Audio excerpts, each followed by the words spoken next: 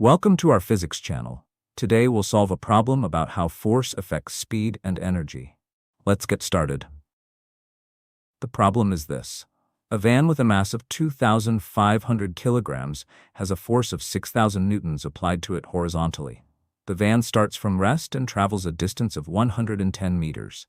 We need to find two things: the speed of the van after it travels this distance and its kinetic energy. Here's what we know. The force acting on the van is 6,000 newtons. The mass of the van is 2,500 kilograms. The distance the van travels is 110 meters. Now let's solve this step by step.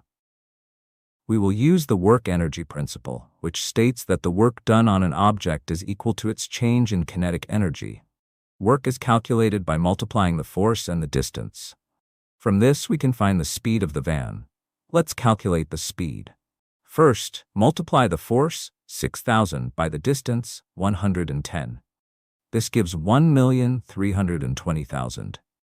Next, divide this number by the mass of the van, which is 2,500. This gives 528. Finally, take the square root of 528 to find the speed.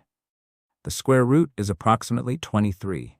So the van speed is 23 meters per second. Now let's calculate the kinetic energy. The formula for kinetic energy is 1/2 of the mass multiplied by the square of the speed. First, square the speed, which is 23.